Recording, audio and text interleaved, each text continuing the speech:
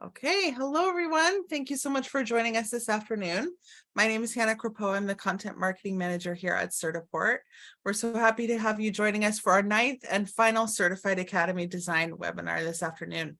Please feel free to drop into the chat, and while I'm actually thinking about it, let's go ahead and open that up so that we can all get to know each other a little bit. So let us know where you're joining us from, and what courses you teach so that we can all get to know each other a little bit better, and even questions that you have for our panelists. We are recording this session, so you'll receive a link to the recording via email after our presentation is wrapped this afternoon. That does mean, however, of course, that all of our attendees are currently on mute. So if you do have something that you want to contribute to the conversation, feel free to use either the chat or the Q&A feature, and we'll make sure to loop those in. Now, this session is being sponsored by our Adobe Certified Professional Certification Program. We know that the future belongs to those who create, whether it's to inform, persuade, entertain, or inspire. Success in the digital age means communicating in visually rich and interactive ways. With a firm grasp on the world's most powerful creative tools, Adobe Certified Professionals are ready to make their mark. And today, of course, we're talking about how to teach Adobe Premiere Pro and Adobe After Effects in 1 year, which we know is a really tight turnaround, a lot of topics to be able to cover. And we have some fabulous Adobe education leaders who are going to help give us some fabulous advice. So first, we have Tommy Damos, an associate professor of film, television, and digital production at Miami-Dade College. Joe Dockery, a digital media teacher from Mount Si High School, and Jess Campbell, a digital multimedia teacher at Buchholz. Jess is going to have to correct me if I'm Buchholz. Thank you, high school in Florida. We're so happy to have these experts join us. So we'll start with Tommy first. If you could just give us a quick introduction, then we'll go kind of around to all of you. So Tommy, I'll pass it over to you. Sure. My name is Tommy Demos. I am a professor of film and television at Miami-Dade College. I've been teaching there about 12 years. And I typically teach a couple of video editing sections and an After Effects section, and then also a capstone course that includes a review of a lot of that material. So I live and breathe Adobe products in my teaching responsibilities at Miami-Dade. That's what we do. And I don't think I gave you the correct title because we're Dr. Damos now, right? I don't make a big deal out of it. I got a PhD. I'm going to toot your horn if you're not going to. I got a PhD in leadership studies and computer information security last summer. Wonderful. But I feel like doctor is for medical doctors. I don't. You know what? Take your kudos. We're really happy that you put in the extra effort to enhance your skills and that you're here to share it with us today. So thank you so much for that. Jess, will come to you next if we want to give a quick introduction into you and the students that you teach. Yeah, sure. So again, my name is Jess Campbell. I teach at a public high school in Gainesville, Florida, which is home of the Gators. I have been teaching for 16 years. My degree is in English and my master's degree is in secondary English education. And I started my career in a language arts classroom teaching reading to middle schoolers. And had the opportunity to jump into a technology class, and everything that I teach, I've had to teach myself. So I love sharing that with students because I think it makes what we're doing seem approachable and achievable for them. And now I teach a full 4-year multimedia program at a high school, Buchholz High School, which everybody says wrong, so don't feel bad. I teach all the Adobe, well, mostly Adobe products. I teach Photoshop and Illustrator, as well as Premiere and After Effects as one course, in Photoshop and Illustrator as one course for my introductory students, and then Premiere and After Effects as a course for my advanced students, as well as some Autodesk products, Unity, game design. I coach robotics, I teach computer science, and I have all kinds of different activities going on all the time. Wonderful, Jess. Thank you so much for that introduction. And before we actually started our session, Jess was just mentioning grading all of our AP computer science projects. So we know that even during summer break, you're all very busy. So we appreciate you taking the time to be with us today. So Joe, we'll come to you next. If you could give us a quick introduction into yourself and the courses that you teach. Yeah, my name is Joe Dockery. I teach at Mount Si High School in Snoqualmie, Washington, which is just east of Seattle, so on the other end of the country. I teach TV production and digital media, which entails animation, graphic design, illustration, and video production. So a little bit of everything. So yeah, I cover Illustrator, Photoshop, Premiere, After Effects, Animate, a little bit of Character Animator, Adobe Express, and I also help develop the After Effects and Premiere Pro courses for Brain Buffet, and I helped co-author the After Effects and Premiere Pro Learn series books for Peach Pit Press. So All of you are so busy, and I'm so excited to get all of your nitty-gritty advice about teaching these two programs. So of course, today we're focusing our efforts primarily on Adobe Premiere Pro and Adobe After Effects. And so I wanted to talk about these skills kind of in a more broad sense. So Joe, we'll come to you first. Tell us why you think Premiere Pro and After Effects in particular are so important for students to learn. yeah, well, the majority of the kids in my classes are really interested in film, video, television, that kind of content creation. And these are the stepping stones to get into a career. I found that a lot of kids know Premiere and they start with just enough to do what they want. And the certification takes them to that next level where they actually learn Premiere Pro at a much deeper level, and they're faster when they're done, they're more confident. And if they want to go on to the next level or get a job, After Effects is what sets them apart from the other people. So I think that combination is really powerful and special. I love that. It's being able to kind of layer those different skills, and that's what makes them so unique in the workforce. Jess, anything to add to that? Why do you think Premiere Pro and After Effects in particular together are so important for your students to learn? Yeah, sure. For me, I would echo what Joe said. It's really a career skill. A lot of my students that pull into this class for me are also focused on, going into whether it's like professional videography or film or, TV, or just they all think they want to be a YouTuber. So like becoming their own content creators, they're all interested in streaming their gameplay. And I actually have a lot of kids that are also interested in game design. And all of these apps, they work together so seamlessly to give them the skills that they need to kind of bring a creative vision that they might have to life. And what I find is that, like Joe said, a lot of my students have a little bit of experience to do the basics of kind of what they need to do, but most of them have bigger ideas that they just haven't had the time or the support to put into practice. And so I kind of pitch my class to them as like a lab. Like, you've always dreamed of creating this cool story, this is your chance to actually like do it and get a grade for it. So now it's your job, and then it becomes much more fun, because sometimes we have ideas that we just, oh yeah, that'd be cool to do that one day, but without like the motivation or the reason to really do it, especially for kids, they're not getting paid for anything. Sometimes it's hard for them to like set that time apart, but to have a dedicated time where they can kind of dive into their own passions and their own creativity, it kind of makes a really big difference, especially for those kids that, maybe aren't super traditional academically. They're not successful in their other content area classes. I have lots of students who come to school just for my class, and because they want to be there for these projects. And so giving them the outlet, I think, really makes a big difference for them emotionally too.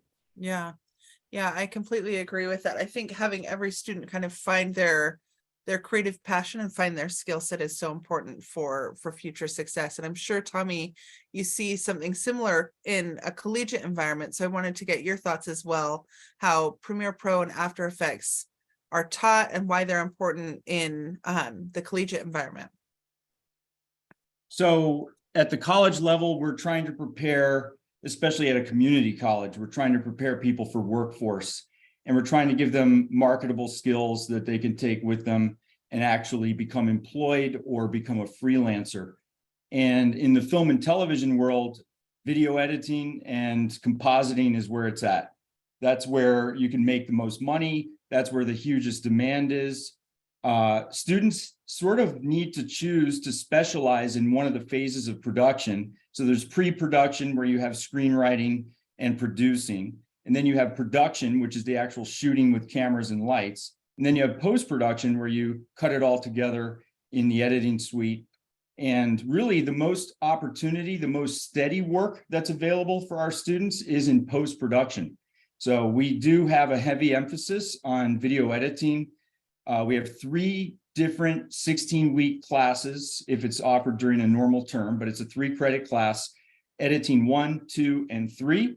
So we get them certified from the very beginning in editing level 1. If they don't pass the first class, then they have another try in editing level 2, and they can try again in editing level 3. By the time they are ready to graduate with their bachelor's degree, that Premiere Pro certification that they earned as freshmen has pretty much lapsed because it only lasts for 3 years. So they have to retake Premiere at the end before they graduate with the bachelor's. And then we send them out into the workforce with Premiere and a recently learned After Effects. And we try to get Photoshop in there as well. I love that. And that actually weaves nicely into my next question, which is, now that we kind of have established why the skills are important, I'm sure our educators who are watching want to know, okay, so how do I structure my class around these skills? So we're talking day 1 of your editing course. We'll come to you first, Tommy. What do you start with as far as teaching Premiere Pro and After Effects in the classroom? So I usually do a quick live demo. So I also have to back up and say that we teach the class a couple different ways. Mostly our classes are synchronous online. So it's a meeting like this, a teleconference that's live. And we do a lot of screen sharing so that they can see the interface.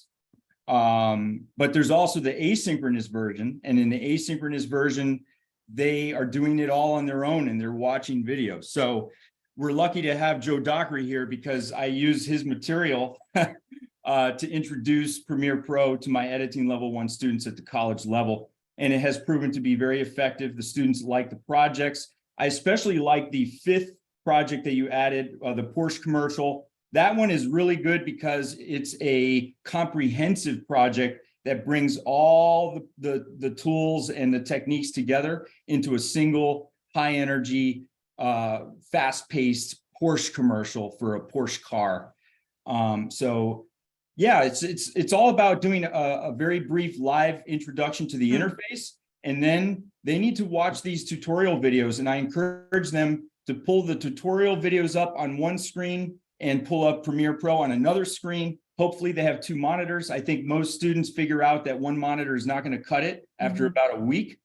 And it only costs about $150 to get a second monitor. So it's really hard to do this kind of stuff, online learning plus software, and do both without 2 screens. So that's something that I recommend to them as well. I have heard that there are some teachers today that still teach online with only 1 screen, and I don't know how they do it. I have 3, and in 3 is not enough. Just a little plug there for some of the extra equipment. I think that is overlooked oftentimes as something that is really beneficial as far as getting yourself kind of set up and getting your feet under you. And I know, Jess, you mentioned that you had to learn a lot of these skills on your own. So I'm curious, when you're building from the ground up, how have you started teaching your video design class? Yeah, sure. So, I started as well with a lot of Joe's curriculum for both Premiere and After Effects to get myself oriented, as well as what I was going to be doing with the kids. And truly, the first year that I taught Premiere, I was already teaching like 6 other things, and I did not have time to learn the app ahead of time. So everything that I did, I was doing like the night before the kids do it. Sometimes I was doing it the same day as the kids. We were all doing it together. And sometimes the kids were rolling and I was trying to catch up behind them with what they were supposed to be doing. So for me, it really became just an issue of learning how to troubleshoot quickly because I didn't always have the time to get all the full skills underneath my feet at first. And I think that's a barrier to entry for a lot of teachers, because teachers feel like I have to be an expert before I can teach this. And I've been teaching multimedia for 11 years now, and I have never been an expert in anything that I've started, but I've become an expert over a couple of years. And is my first year as good as my 5th year? Maybe not. but I don't think if you ask my students, they would know the difference. Mhm.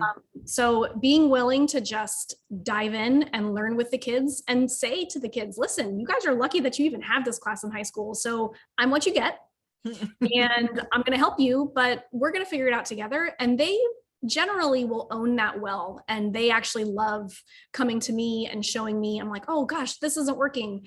Can anybody have any ideas why? Let's figure out why this is broken. And then we all troubleshoot together. And that actually is a pretty successful strategy with high schoolers. They like figuring out the problem and being the one to like save the teacher and save the day. Yeah, I like that. I think Yeah, that's it was fabulous. Learning alongside, I think a lot of times we underestimate how much teenagers or students expect the educator to know. I think there's a lot of value in that collaborative environment. So I really appreciate that, Jess. Thank you so much. And I also think that modeling it that way too is important, because I think students sometimes also feel I can't go into film. I don't know how to make a movie, and they let their inexperience stop them from getting the experience because they don't realize that initial failure is part of the process. But when you have an adult in the room who's like, yep, this is going to go wrong, but we'll figure it out together, and they kind of see that attitude modeled, I think it makes a big difference for them too. I really appreciate that. I think that that's wonderful. Joe, I'm curious what your experience has been when you're starting your video design class. It sounds like everyone's leaning on some of the resources that you've helped create. So how do you start your class at the beginning of the year? I think it's important to get to the why. Why get certified?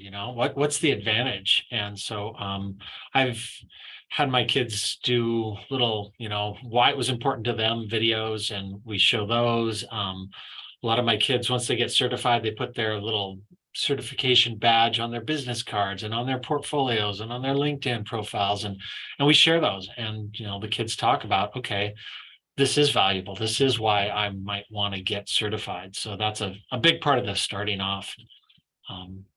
I like to try to weave in real world projects too as we're going along. So each unit I have, you get done with the certification, and then you do a hands-on, you shoot it, you edit it type of a thing. Sometimes we do that as a group, like for Premiere Pro in my course, the first one is just a collage of video, and I'm just like, go skateboarding, go out, mountain biking, whatever you like to do.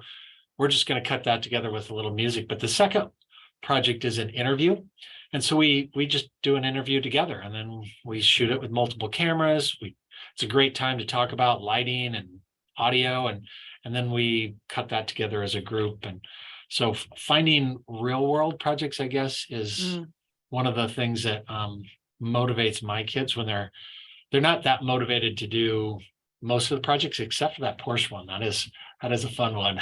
My kids love that one too. So trying to find real world projects, I think, is a great solution.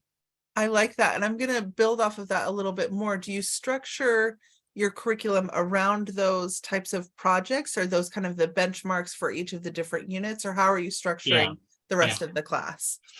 Yeah, like we definitely do that. For me, September is, unit 1 in Premiere, and you do this collage thing. And second unit is we do an interview, although that comes around October, and we're also doing Horror Fest. So we're cutting together our horror films. So that little bit of a conflict there. But then we get into some special effects later on. And so we do I like to do Premiere first and then After Effects if they want. I usually have, 4 or 5 kids that they get their first certification. They got plenty of time left in the year, and they're like, hey, I'm going to do a second one. And they find that the second one is so much easier because there's so much overlap with Premiere and After Effects. All the working in the industry is just really, it makes that second certification a breeze. I like that. So you start with Premiere Pro, use those kind of projects as the benchmarks as you go through. Jess, is your course structured then in a similar way, or how are you teaching these both within a 1-year span? Yeah, mostly similarly, except we include After Effects as a requirement. So it's not like if you finish and if you want to, all of my students do both. So we spend the first semester in Premiere, We start school the beginning of August. So generally by November, my students are ready to take their first stab at the Premier exam. And those, I break my semester down into kind of learning modules, which I try to find, first of all, teachers have to be familiar with what's on the exam. So if the teachers haven't taken the exam, even if they can't pass it, just being familiar with like the objectives, like I actually use more often than anything else, the Certiport objectives for what's on the test as like a checklist of all the things that I need to be covering. And sometimes I'll even be like, hey, do we need to know how to do this? And I'll just do Command F in the objectives to see if it's even anywhere on there. So that's a really great reference to like kind of decide what I want to pull in and what's extra. So I have a lot of different curricular resources, Brain Buffet and Joe's stuff being one of them, the Learn books being one of them. I also have the Classroom in the Book series. I use a couple things out of that. And honestly, there's so much new, interesting content being posted on YouTube all the time that I get a lot of great ideas and resources from different video like tutorials and demos online too.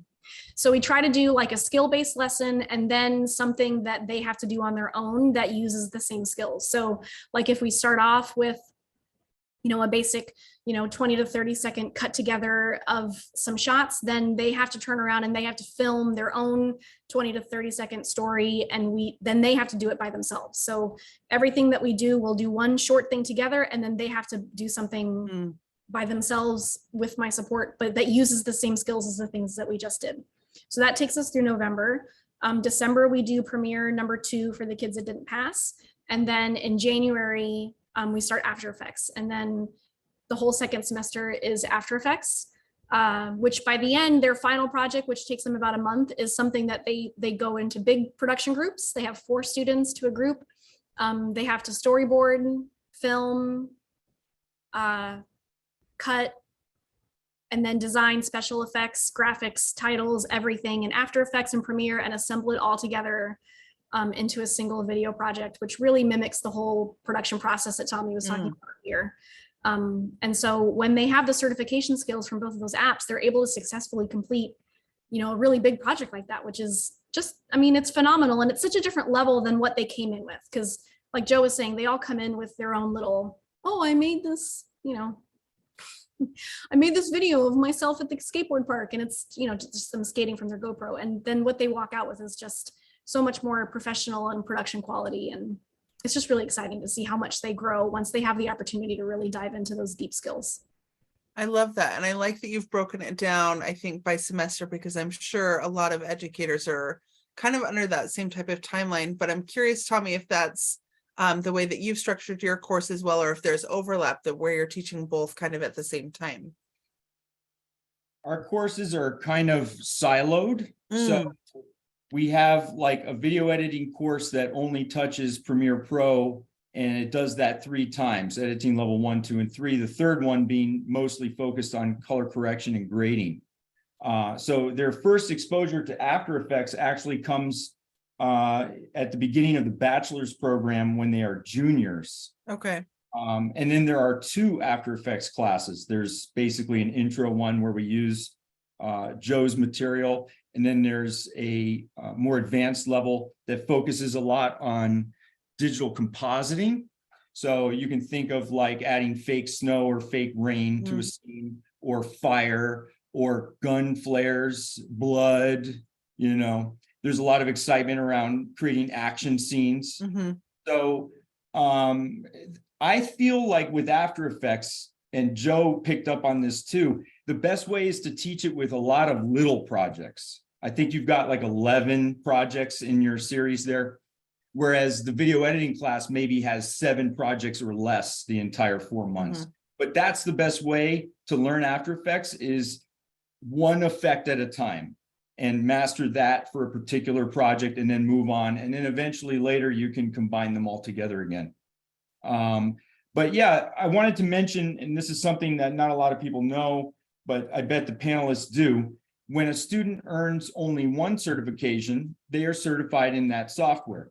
But if you earn 2 certifications in the right things, then you can earn what's called a visual specialist. Is that what it is? A visual design specialist, a web design specialist, and a video design specialist. Okay. So like video design means that you have completed Premiere and After Effects or Photoshop. I'm pretty sure it's something like that. So combinations of two are really important. And then there's a whole financial incentive in the state of Florida. And I'm sure that Jess knows about that through the CAPE funding list. Not every state has this, but there are certain states that do incentivize districts and school teachers to certify their students in Adobe. And in Florida, they're required to complete 2 certifications in order for the teacher to earn the stipend and for the district to earn their credit. So that's just another thing to know about, because you should check your state to see if there's an industry certification funding list in your state. In Florida, there is. Elsewhere, I really don't know. Yeah, obviously it depends on where you're teaching and the requirements for each. So I appreciate that we have teachers from Florida, and then Joe, we have you representing Washington, because I think every state has different expectations, to your point, Tommy, but then also different resources available for teaching these types of programs. But I know you mentioned that the little projects are so helpful. The way that you structure your course really influences how much students are able to learn.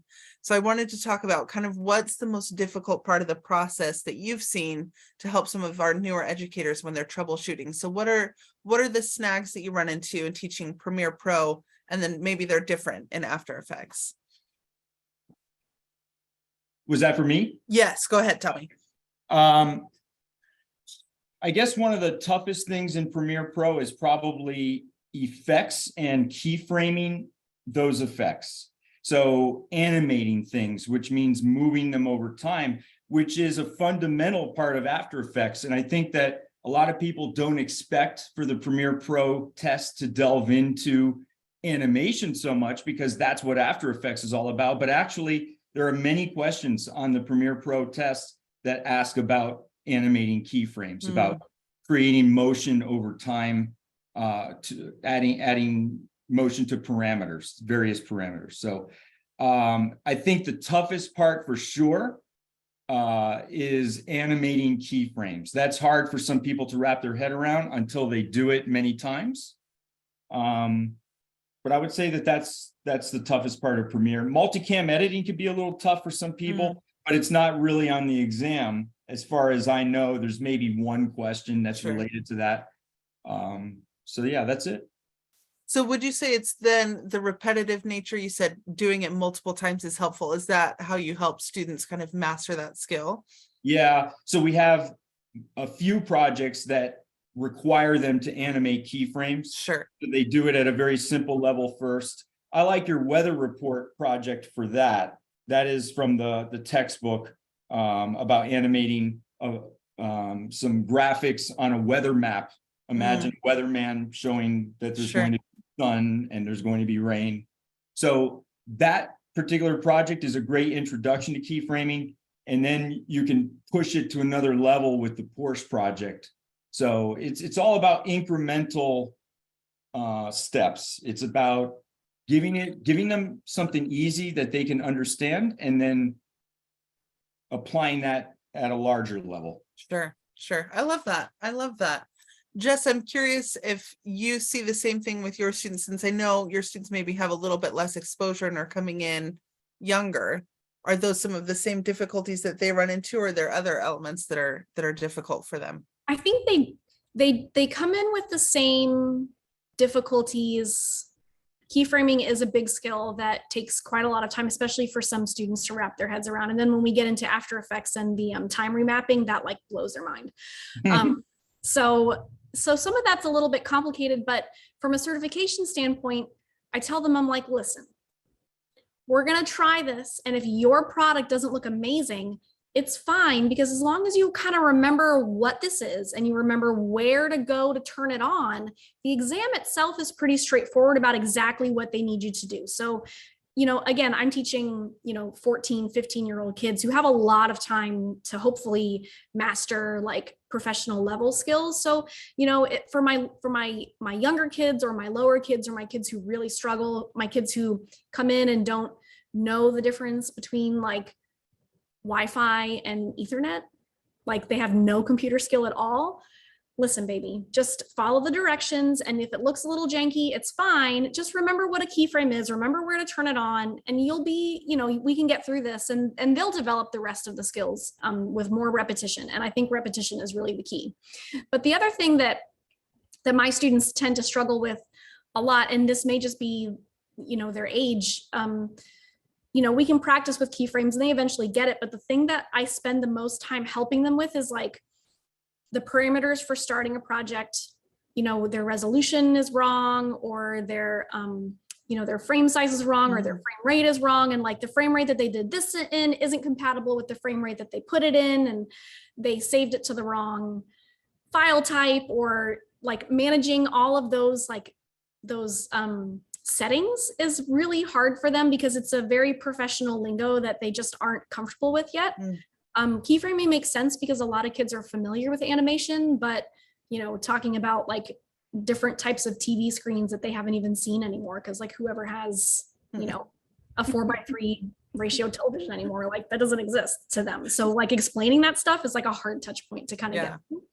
Well, and so fundamental, right? If you're not setting it up correctly at the beginning, it has such huge impact and almost compounding impact as you go further down the line in a project. That's a lot of stuff that they really never experienced before they come into a class like this. So that takes them the whole year to like finally. I had a kid a couple of weeks ago. Do you want me to export this as a JPEG? It's like, dude, it's video. Really?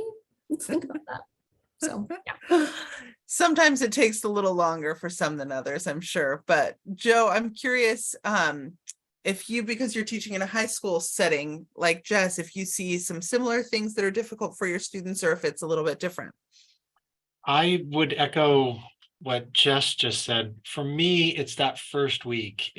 I really spent a lot of time and energy making sure that I hold their hands through the project setup, file management, how to set up a project, how to, those basic things. And then at the beginning of the second project, again, that is really, really important. Another thing to think about is the exam itself. If you have kids that qualify for an IEP or a 504 for extended time on assessments, start the process of getting them extended time right away. So don't wait till, a day before the exam, because it takes a couple of weeks for this process to work through it. I start by getting the Certiport form that parents have to sign, and I get the parents and the kids to sign that off. I get my copy of my signed IEP forms, and I set up folders for both of those. And then I set up a Google spreadsheet with all the information that we're going to need to get them through the accommodation process. And so probably, I don't know, if we start certifying around January to February. So I'm doing this in November. I'm getting this all set up. And so that's a really great tip, because it makes a huge difference, that additional time for those kids that are 504 IEP and need additional time on an exam. So I can't stress that enough. Greg pointed out in the chat that the brain buffet stuff can be tough for kids. So Greg, what I do is I tell the kids who are kind of struggling, sitting there watching the brain buffet stuff, number one, turn it on to 1.5 times. So make me talk faster. As long as you're getting the content, speed that process up, because for a lot of kids, they already know the basics of Premiere and they're just ready to go, and I just go too slow because I'm trying to talk to that kid that needs it slow. So speed me up. And then we do like little sprints. So we're not doing software for a month. I'll do a 2 or 3 days of you're doing brain buffet, and then let's go into the studio and play with lights, and I try to break it up so it's not all brain buffet shoved down their throat, because I know it's me and I would get sick of me too. So Well, we could hear you talk for a long time, Joe, and we really appreciate all the resources that you've created. But I know, to your point, that I think it's helpful to kind of break that up. And I feel like each of you has talked about some different resources that you leverage. So in addition to Brain Buffet, Joe, is there anything in particular that you'd want to highlight as far as resources that you use to kind of enhance your curriculum to make it more fun and engaging for your students? So the geometrics practice exams are really helpful. And what I found was we do it in small groups, like partners, 2 or 3 kids. It's really great when they sit down and they go through the practice exam and they talk. And they're like, well, let me explain how to do this, or I don't know how to do it. Well, I know how to do that. Let me, talk about it. So I when I first started, no, you have to do everything by yourself. And then a couple of people were working together and they were really getting a lot more out of it than other people. So that is a good tip. Partner them up and do the geometrics practice exams. And they've now moved it to a cloud-based version. So kids can even be at home and be doing the practice exams. I love that. I set up some Quizlets so kids can study on their own, some of that vocabulary and some of the working in the industry concepts. And so Quizlet can be fun. And then sometimes we'll do the Quizlet live games in class, and they like competition. So those are a fun brain break, I think. And I like to do that kind of stuff like copyright, because I teach, like I said, animation, graphic design, video, everybody all in the same classroom. So a lot of that working in the industry stuff actually goes across all the applications, kerning, tracking, letting, those kind of things. So we'll use Quizlet Live as a cool resource. And I like the idea of incorporating, and I think multiple comments have been made about this, about collaboration. There's very few times in industry where someone's going to be working completely solo, right? You're almost always going to be working with a team, whether you're working as a freelancer or kind of for a larger corporation. So I appreciate not just the collaboration on projects, but also collaboration through the learning process. I think that's super powerful. Jess, any thoughts from you? You've talked about a few different things that you've used to enhance your curriculum. What are some of your favorites? One of the things that I invested a little bit of classroom funds in this year that came in the most handy is a subscription to a stock video site like Envato.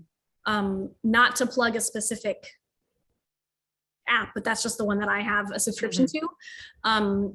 I have to be a little bit careful because some of the content isn't K-12 appropriate. So I keep the username and password. And what I do is I have the students go on and find the things that they want, and then they just send me the link and I download it for them. So I don't just give them free reign to get whatever they want. Like it filters through me for what they want to request, and I download things for them.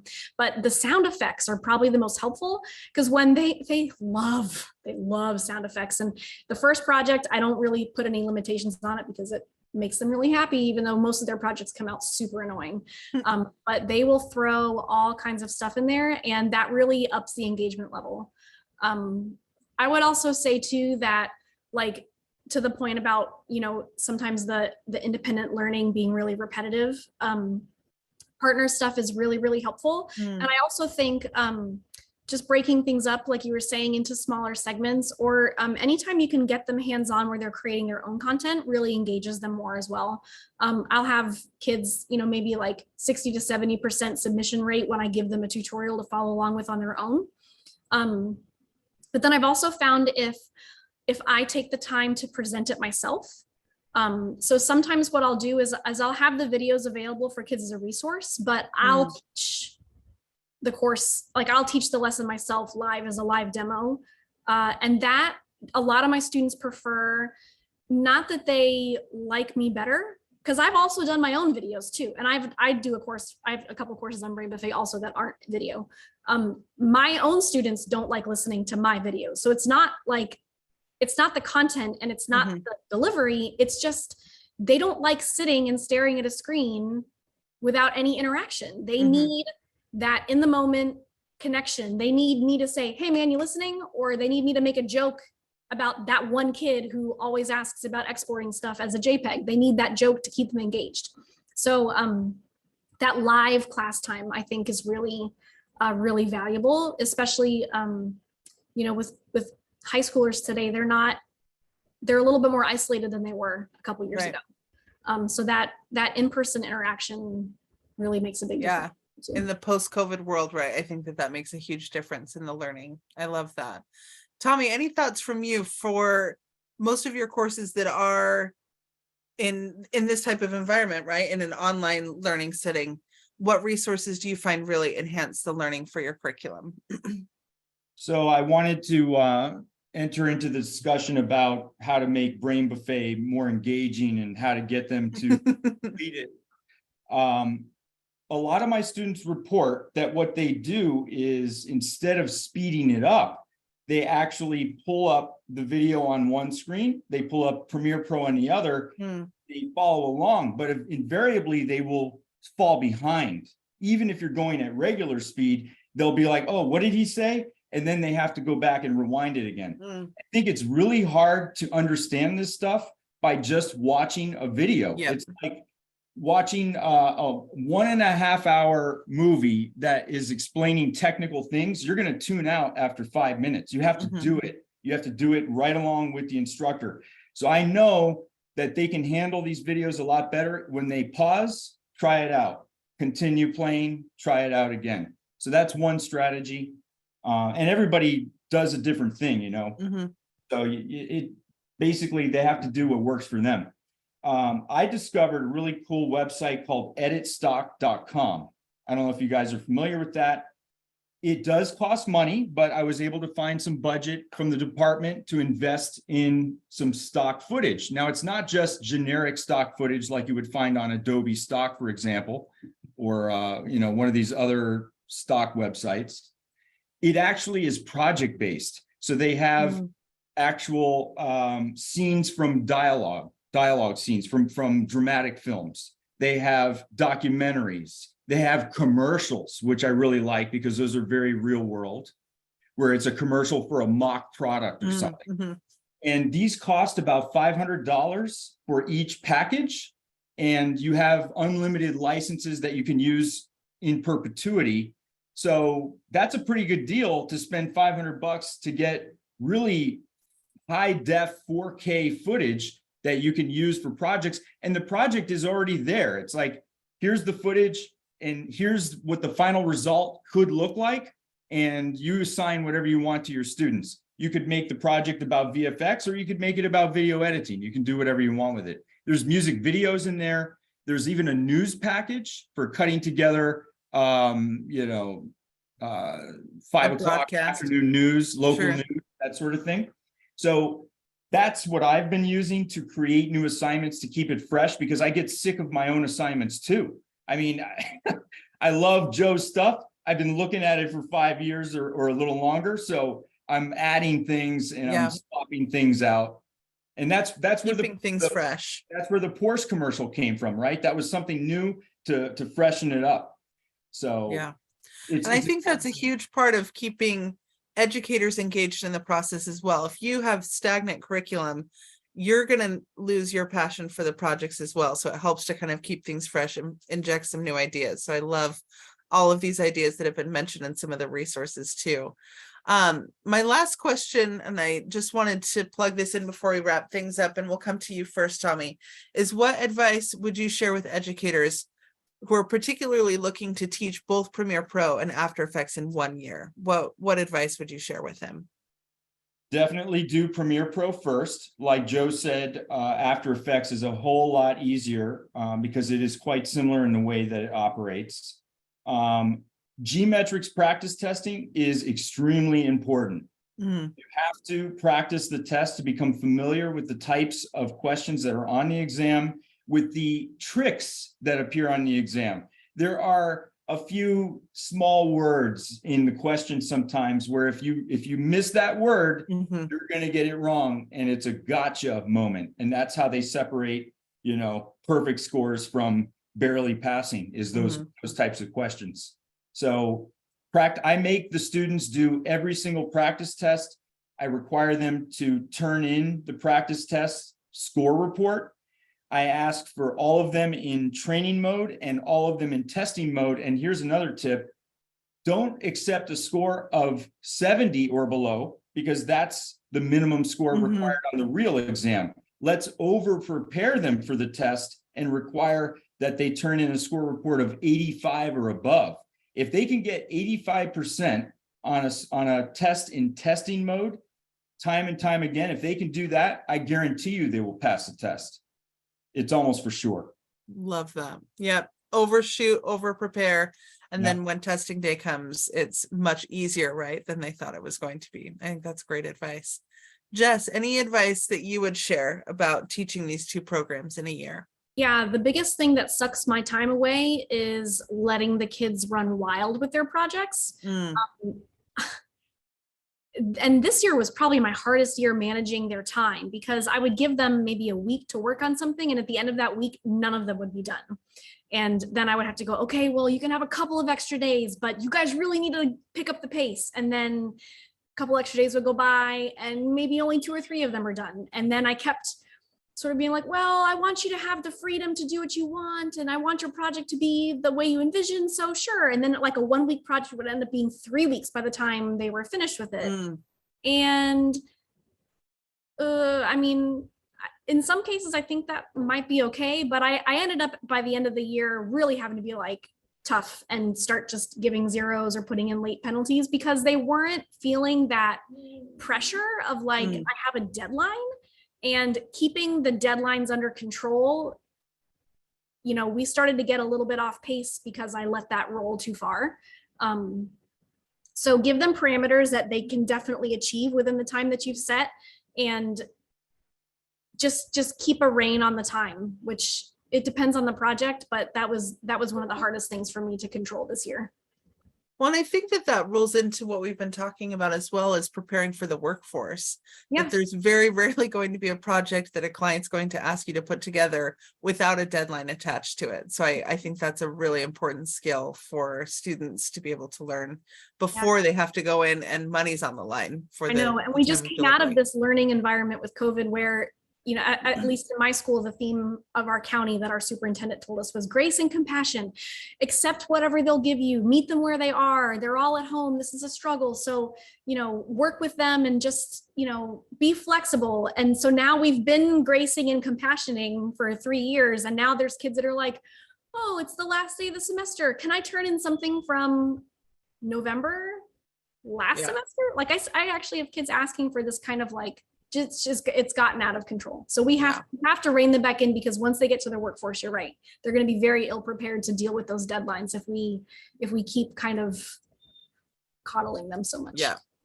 Yeah, at some point, right, we have to be able to set a line in the sand. And I think you can do that with grace and compassion and still be able to say, this is a skill that you need to learn. So I really appreciate that. Jill, we'll come to you for the final question. Any thoughts or advice that you want to share with our attendees today? Yeah, I want to kind of go back to Jess's last point of trying to figure out how to manage the time and compress that, especially the production time. What I started doing this year was 60-hour challenges. So like, you know, Friday morning, and we compete against a couple of local high schools that are near me. And we have this old movie theater that lets us rent it out for $300 for like an afternoon. And so we're doing these 60-hour film challenges. So Friday morning, we give you a prompt and a line of dialogue and a couple different things. And then by Sunday afternoon, you have to have a film made. And then on Sunday afternoon, we all get together at the local theater and screen these films. And so they do the entire process of planning, shooting, and editing in 60 hours. And they absolutely love it because they get to hang out the entire weekend with their friends, right? And that's what they want to do anyway. And a project isn't going to last 3 or 4 weeks because they have 60 hours, it's like these time things. So that was a really fun thing that I did this year that really seemed to work well. Second, I love the exam from home setup that Certiport developed over COVID, and I'm using it in my classroom now. And I'm, as soon as a kid feels like, hey, I'm ready to take the test, I'm letting them do it. And some kids, I had a kid in Premiere Pro, I think we were 3 weeks into the semester. He's like, I already know Premiere, Doc Reed. Let me take the exam. He got like an 860 in 3 weeks, and then he was on to the After Effects. So you have kids that are ready to do it earlier. the way you guys have it set up, it's easy to schedule, it's easy for them to do it. And the other thing is, if you get like 3 or 4, maybe 10 of your kids passing the exam before that January time or whatever your time is, you don't have to deal with the whole class taking the exam all at once. Now it's only 2/3 of your class, or, so I found that letting them test when they wanted to was really super helpful. Plus, everybody else knew, oh gosh, this kid did it in 3 weeks. I can do it. And I can go to him and get some help because he obviously passed the exam. So it was really cool. The last thing I'm going to mention is sometimes you'll have a kid that doesn't pass. What do you do? So what I do is I print out those objectives that Jess was talking about. I hand them a highlighter and say, okay, look through this, highlight anything you don't understand. I don't know what that is. Highlight it. Highlight everything that you're just like, I'm not quite sure about. And then they and I will sit down and we'll just walk through parts of it. Hey, let's sit down and talk about objective 2. What do you got highlighted? And we just go through it, every once in a while. And that's really been helpful because they can target the things that they weren't comfortable with on the exam. Those objectives are, I think, the best thing about the exam. Looking at those objectives really should be what we should be teaching, because we sit down with some really great professionals, some great educators, and I think developed a really solid list of objectives. I like that. And I think that ties in well with the question that we just had that was dropped into chat. Adding something to a course like After Effects or to a Premiere Pro dominant course often means that you have to make room and find something that you can take out of your curriculum. So with that said, are there certain things that you think digital media educators should stop doing, especially if they want to spend more time on motion graphics? And I'm happy to get anyone's thoughts on that one as well. That one's a tough one because I don't know what they had in their curriculum before. What could you throw out if we don't know what's in there? I don't know. Fire drills, state testing, all the things that drive us crazy and take away from our time. Assemblies, no. That kind of goes back to another question that just came through in the chat, Joe, about how do you make time for the 60-hour challenge for kids who have jobs outside of school? So where are you inserting kind of all of these fun things when you have students with limited time? Yeah, it's optional. The 60-hour challenges are optional. And in fact, I don't grade them. It's just a ton of fun that they get to do with their friends. So it's more about having fun with their friends. But what I find is they do a couple of those competitions with their friends, and then they're just so much faster at editing, producing. They have these groups of people that they like to work with. So it's it's just fun. So Jess, I'm gonna finish up with a question that just came through for you, and I'm loving seeing all of this engagement in the chat. This is one that came through in the Q&A. What tutorial programs would you recommend for someone who is new to the field and has a high passion of interest? Since you've been in that position before, Jess, I thought you could give some good advice there. Well, I think I mentioned this before too, is that I really did get started with Brain Buffet as being my primary curriculum because it was really accessible. But I also, actually, wait, no, I started with Classroom in a Book first because I checked it out from the public library. Because it was free and I literally had nothing to use and no resources or funds to do anything. But I checked out Classroom in a Book and used that from the public library, and that was really helpful for getting started. The problem with the CIB series is that it's not super high school friendly. So although it has a lot of really, really good content, the projects tend to be really boring.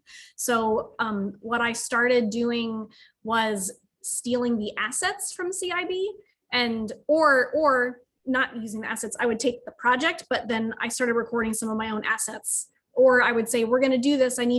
Next week, I need you to bring in 50 pictures from your summer vacation. Or, sometime in the next week, I want you to film like your walk home from school. And then we would use what they filmed, but then we would do all the instructions from one of the textbooks.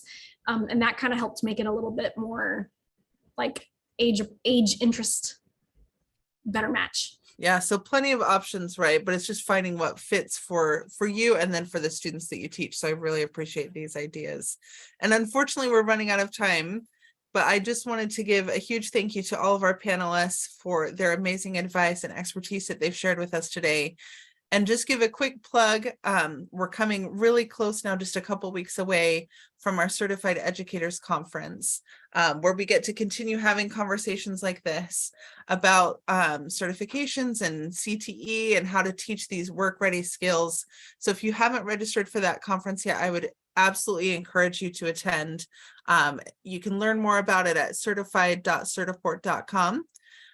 We're all going to be together in Florida actually in just a couple weeks here. So we really hope to see everyone there joining us. And just a huge shout out to everyone who's been here with us over the last couple months. We really appreciate you trusting us to give you content that will help you and your students in the classroom. So thank you, Jess, Joe, and Tommy for spending time with us today. And thank you so much, everyone, for being here. We hope to see you guys in just a couple weeks at our live event. But if not, we'll be back with you, I think, at the start of the school year. Hopefully everyone enjoys a lovely summer break. So thank you so much, everyone. Have a great rest of your afternoon. Bye-bye. Thank you.